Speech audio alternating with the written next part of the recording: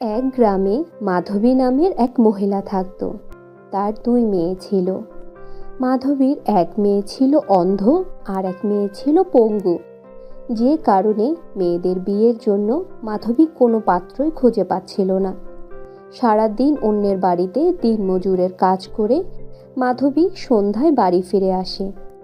আর বাড়ি ফিরে আসার পর তার দুই মেয়ে তাকে বলে, মা, তুমি চলে এসেছো, এখন জলদি করে তুমি হাত মুখ ধুয়ে নাও।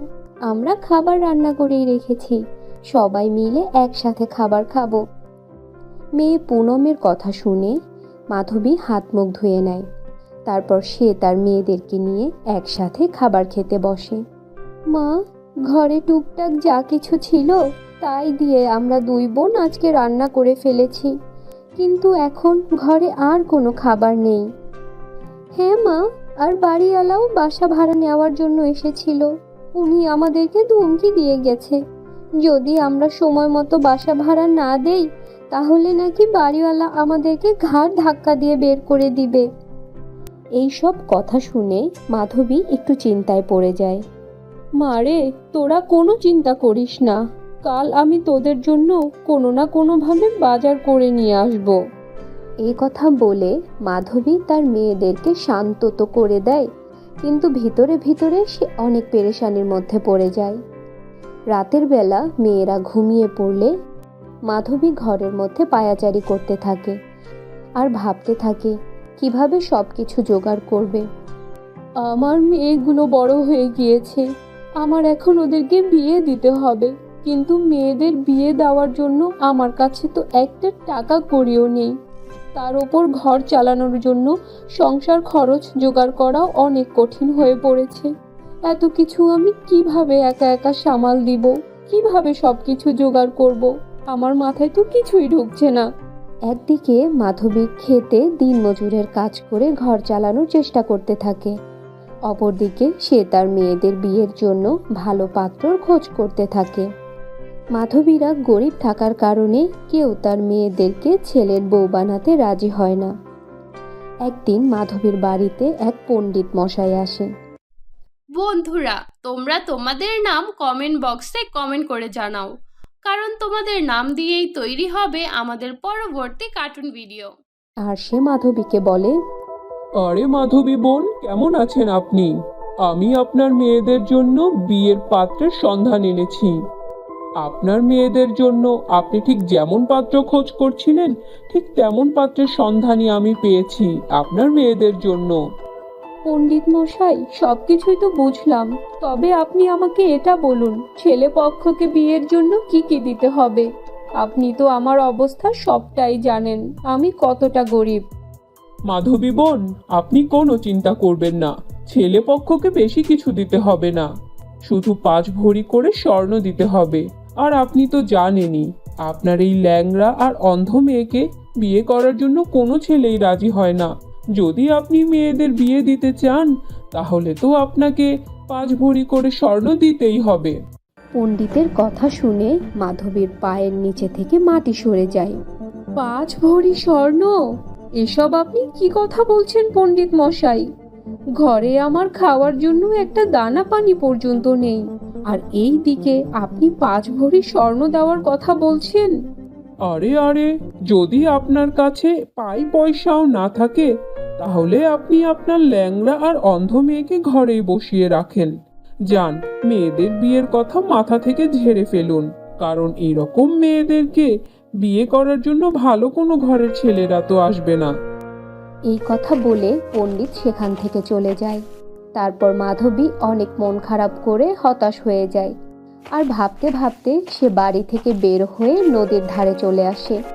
আমি একজন ভালো মা হতে পারলাম না, আজ পর্যন্ত আমি আমার মেয়েদের কোনো শখ, কোনো ইচ্ছাই পূরণ করতে পারিনি, এমনকি তাদের বিয়েটা পর্যন্ত দিতে পারছি না। এর থেকে ভালো হতো যদি আমি মরেই যেতাম। এই কথা চিন্তা করে মাধবী মরে যাওয়ার জন্য নদীতে ঝাঁপ দেয়। ঠিক তখনই সুন্দর এক পরী মাধবীকে কোলে তুলে কিনারায় নিয়ে আসে, আর মাধবীকে মাটিতে শুইয়ে তাকে জিজ্ঞেস করে, আরে তুমি কতটা মূর্খ! মানুষ হয়ে জন্ম নেওয়া কতটা ভাগ্যের বিষয় তুমি জানো? আর সেই তুমি কিনা বিনা কারণেই তোমার জীবনকে শেষ করে দিতে চাইছো। পরীর কথা শুনে মাধবী কান্না করে দেয়। তারপর মাধবী তার গরিব আর অসহায় জীবনের কথা পরীকে খুলে বলে। মাধবী, তুমি কোনো চিন্তা করো না, আমি তোমাকে সাহায্য করব। তখন পরী তার জাদুর লাঠির সাহায্যে সেখানে খুব সুন্দর দুইটি লেহেঙ্গা প্রকট করে দেয়।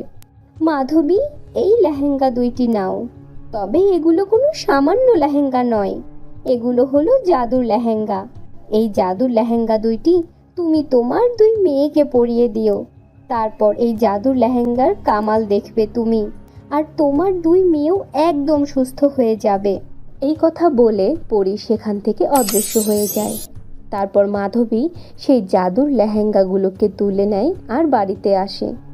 বাড়ি ফিরে এসে জাদুর লেহেঙ্গাগুলো তার দুই মেয়েকে দিয়ে বলে, আরে আমার লক্ষ্মী সোনা মেয়েরা, এগুলো তোদের বিয়ের লেহেঙ্গা। জামা, তোরা এই লেহেঙ্গাগুলো পরে নে। মা, কিন্তু আমাদের তো বিয়েই ঠিক হয়নি, বিয়ের আগেই আমরা এই লেহেঙ্গা কেন পরে ফেলবো?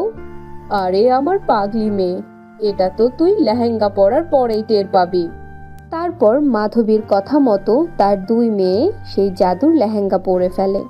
পুনম যখনই সেই জাদুর লেহেঙ্গা পরে নেয়, তখনই সাথে সাথে তার দুই পা ঠিক হয়ে যায় আর সে হাঁটতে চলতে শুরু করে।